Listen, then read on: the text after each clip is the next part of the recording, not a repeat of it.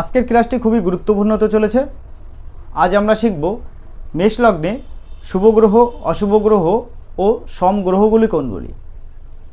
প্রথম ভাবতে যে রাশি লেখা থাকবে সেটি হচ্ছে লগ্ন, অর্থাৎ এখানে প্রথম ভাবতে এক লেখা আছে।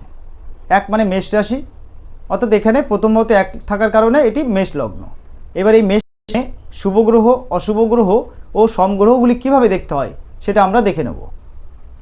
সবার প্রথমে আমাদের দেখতে হবে ত্রিকোণ ভাব কোনগুলি। প্রথম ভাব, পঞ্চম ভাব আর নবম ভাব, এই তিনটি ভাব ত্রিকোণ ভাব। এই ত্রিকোণ ভাবগুলি লক্ষ্মী স্থান ধরা হয় বা খুবই শুভ ধরা হয়। ষষ্ঠ ভাব, অষ্টম ভাব, দ্বাদশ ভাব, এই তিনটি ভাবকে ত্রিক ভাব ধরা হয়, এগুলি খুবই খারাপ স্থান। চতুর্থ ভাব, সপ্তম ভাব, দশম ভাব, এগুলিকে সমভাব ধরা হয়, অর্থাৎ সমফল দান করে। দ্বিতীয়, তৃতীয়, একাদশ ভাব, এই তিনটি ভাবকে আমরা শূন্য ভাব ধরে থাকি। এবার আমরা দেখব কিভাবে গ্রহগুলিকে শুভ, অশুভ আর সম হিসেবে ধরা হয়।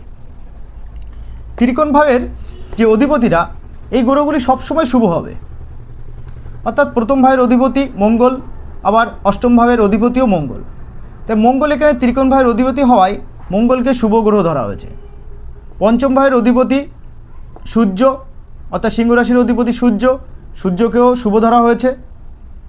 নবম ভাবের অধিপতি বৃহস্পতি, আবার দ্বাদশ ভাবের অধিপতিও বৃহস্পতি, কিন্তু নবম ভাবের অধিপতি হওয়ায়, অর্থাৎ ত্রিকোণ ভাবের অধিপতি হওয়ায় বৃহস্পতিকেও শুভ ধরা হয়েছে। ষষ্ঠ ভাবের অধিপতি বুধ, আবার তৃতীয় ভাবের অধিপতিও বুধ, কিন্তু ষষ্ঠ ভাবের অধিপতি খুব খারাপ হওয়ায়, অর্থাৎ ষষ্ঠ ভাব খুব খারাপ হওয়ায় ষষ্ঠ ভাবের অধিপতি বুধকে আমাদের অশুভ ধরা হয়েছে।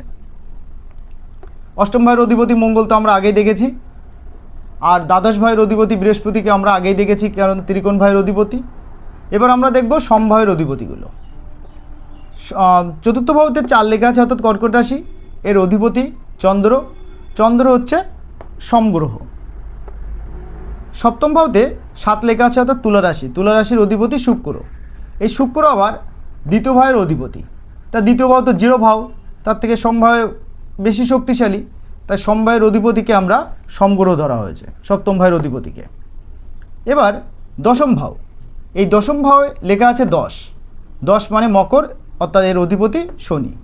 আবার একাদশ ভাবতে 11 লেখা আছে, অর্থাৎ কুম্ভ রাশি, এর অধিপতিও শনি।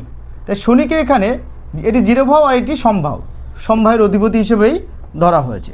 তাহলে আমরা দেখতে পেলাম মেষ লগ্নে শুভ গ্রহগুলি মঙ্গল, সূর্য, বৃহস্পতি, আর অশুভ গ্রহগুলি বুধ। সমগ্রহ হচ্ছে শুক্র, চন্দ্র ও শনি। বাদ গেল রাহু কেতু। এই রাহু কেতুকে আমরা শুভ ধরবো না অশুভ ধরব? দেখুন, রাহু কেতুর কোনো নিজস্ব রাশি নেই।